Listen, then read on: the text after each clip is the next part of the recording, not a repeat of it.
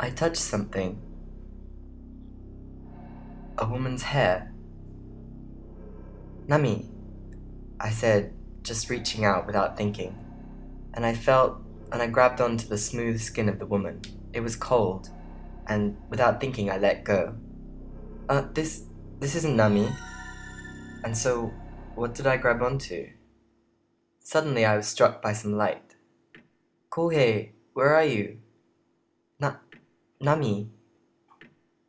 And it was the light from Nami holding the torch. Oh, Kohei, you were here. It seems that Nami had gone and got the torch from the bag. Nami, please, just like shine the torch around for me for a sec. And Nami shone the torch around. The hall was completely empty, and there was nothing else alive other than the two of us. And Nami looked at me kind of weirdly. What could that have been just now? Kohei, did something happen? She asked me strangely. No. um, all I could do was try to cover it up by laughing. Ah! Oh. Um, there was a black cat sitting at my feet where Nami shone the torch. It had a cute bell attached to it. Could it have been this thing just now? Come here.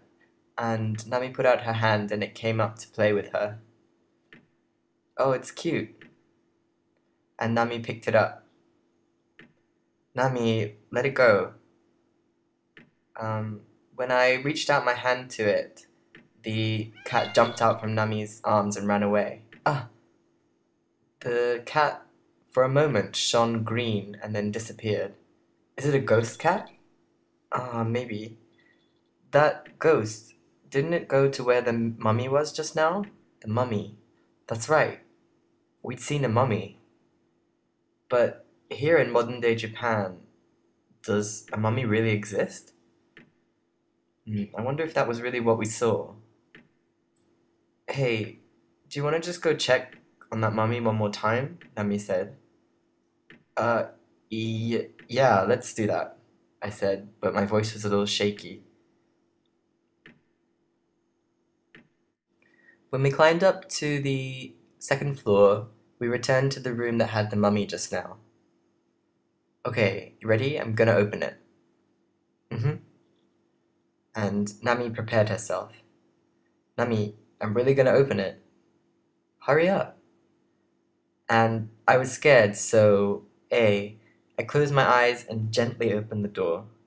B, I quickly and decidedly opened the door. Or C, asked Nami to open it for me. So I went with C, asked Nami to open it for me. It was dark inside. And then it seemed like the power cut must have stopped because the light came on. Oh, and we just kind of stood there. The mummy, it's gone. The mummy and the wheelchair were both gone. Just the diary remained. What does this mean? So it must be a prank, right? And we peered into the diary that had been left open. What does it say? Well, the date's from 6 years ago, and I went to go to turn to a different page. And as if to get in my way, the black cat jumped onto the table and pushed the diary off. Ah! And then the black cat ran away. Ah, what's up with that little guy? And so I picked up the diary. Ah! On the back cover, there was some fresh blood that was sticky on the back. Nami, let's leave this. Yeah. And then, and then I said resolutely, hey, um, I mean, there's a limit to how rude people can be or whatever. You can't treat people like this, or I am the rule book. Basically saying people can't play a prank on them or whatever. So I went with, there's a limit to how you can treat people. So he ran out of the room and then ran down the stairs.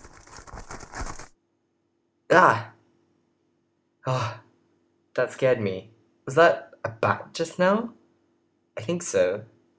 Oh, it seems like they're sending out the whole cast to greet us. And that, we stopped and listened out. The armor, it walking? I'm scared. I've had enough of this already. Mm, I've had enough with this prank. Let's go. So, just run. And so we opened up the door to the entrance and came out into the front of the house. Oh, the rain had stopped and the moon was out. A. Carefully, I took one step forward. B. In a reserved way, I stepped out onto the earth. Or C. Feeling very guilty, I had a slightly evil thought. So I went with B. Like carefully or modestly, I stepped out onto the earth. And around us, it just seemed to be incredibly peaceful. Hey, what's that? Huh? And it seemed like Nami had felt something, but I couldn't hear anything. And suddenly, it started shaking. It, it's an earthquake. We couldn't keep standing. And I covered Nami and fell to the ground. It's the first time I felt such a large earthquake. I was incredibly scared. Kohei, Nami, don't worry. And I used my entire body to shield Nami. And if I was with Nami, maybe it wouldn't be so bad to die like this. How long are you gonna stay like that? Huh? When I realized, it seemed almost too quiet around us. We stood up. Around the garden, large fissures had opened in the earth. It was really dark inside, so we couldn't tell how deep they were. It's no good. It would be too dangerous to travel along the mountain roads in the darkness like this. Let's go back inside the house. Yeah. But with an earthquake like that, the inside must be totally messed up. Yeah, I guess. And so without any other option, we went back into the mansion. Oh, what the hell? Inside the mansion, it was unbelievably the same as before. There was no change. It was completely as if there hadn't been an earthquake. And the chandelier wasn't shaking, and all of the wine bottles on top of the chimney were completely fine and hadn't fallen over. And of course, the water in the aquarium was still as well. What the hell is going on? So it seems like the earthquake was only in the garden? It seems like some great power didn't want to let us go, and so caused that earthquake. Damn it. I just couldn't help getting angry. Hmm. I stared around at the mansion. A. In that case, let's solve the mysteries that there are here. Or, but I still think it could be kind of dangerous. So go with A. Well, we don't have a choice. Let's solve all the mysteries here. And when we listened out, we could hear a strange sound. The wheelchair. Could it be the mummy? No, someone's pushing it. Let's go take a look. Carefully, we followed after the sound. But no matter how far we went, there was no one in the corridor. There's no one here. Yeah, there isn't. But I heard the sound from over here. Maybe they went inside one of the rooms. In the door that we thought might be it, I softly opened it. Excuse me, we're coming in. But inside it didn't seem like there was anyone there. And the walls were covered in bookshelves, and there was a large grand desk. Oh, it's a study. Wow, they must be pretty smart. Yeah, if you look at the books a person has, you can really tell a lot about them. And I looked at the bookshelf.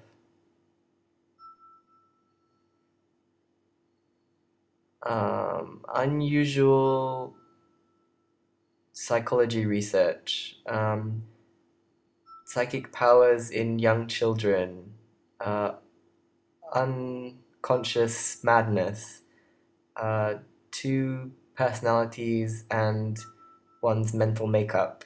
So they were just, it was all very difficult looking psychology books. Then we heard the sound of a page turning behind. Nami, what book are you looking at? I'm not looking at any book. Huh? It wasn't Nami. But even so, there was again the sound of a page turning. Who is it? But what do you mean, who is it? There's no one here. Shh, it's coming from over there. And we looked quietly behind the bookshelf. Ah, on a small desk there was a book that had been placed there, and it was turning its pages by itself. Uh, Maybe like the wind is turning the pages. There's there's no wind in here. Ah, yeah, you're right. So, it looks like we're getting in the way of their readings, so let's just leave, okay? Yeah. And so we dashed out of the study. But there were still other rooms to look in. A, we should just calm down first and think. B, let's look through them all. Or C, let's go back to the start. So I'm going with B, which is to look carefully at everything. And so we decided to start looking from the hall. Huh? What's this? In the shadow of the aquarium, we noticed that there was something there. It's a phone! But when we drew it to us, I was suddenly very disappointed. Ah, well, the cord's completely cut off. The end of the cord, completely as if it had been chewed off by sharp teeth, had the live wire just sticking out of it. Uh, Rats, it must be. Yeah, I guess. Rats love to chew on cords. We both tried to console each other. Kohei, there's something there.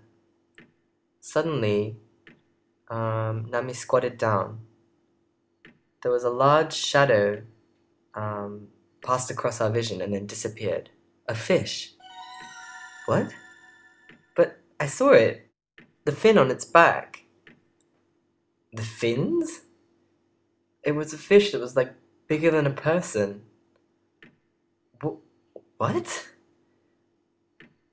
Do you think fish just like stand up and walk around? But I saw it. And then suddenly the phone rang. What? That can't be. But the cord's been cut. And Nami looked like she was about to cry. It was just as if the devil himself was calling us. A, I'll pick it up. Get out of the way. B, get out of the way. Don't pick up. C, don't pick up. I won't pick up either. So I'm going with C. We kind of looked at each other for a while, but then in the end, Nami didn't seem like she could take it any longer, and she picked up the receiver. Hello?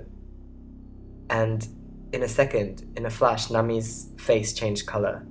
Ah! And when she took away the receiver from her ear, she looked at me. The mummy, it's laughing. What? And I took the receiver from her. I can't hear anything. What? No way. That can't be. And so Nami put the receiver to her ear again. Yeah, you can't hear it? There was a sound, and then after that, the sound of a mummy laughing. No way. And so I put the receiver to my ear one more time. Right? You can hear it. No, I can't hear anything. And so I put the phone down. And as soon as I did, there was a sound from upstairs again. Hey, let's go and find out what it is right now, I said, getting up. Or Nami and I looked at each other. Or C, I don't really like this anymore, I said, complaining. So I'm going with C. Nami, I've kind of had enough of this. But, it's even worse just staying like this. We should find out what's going on. And so we climbed upstairs to the second floor. Where could the sound have come from?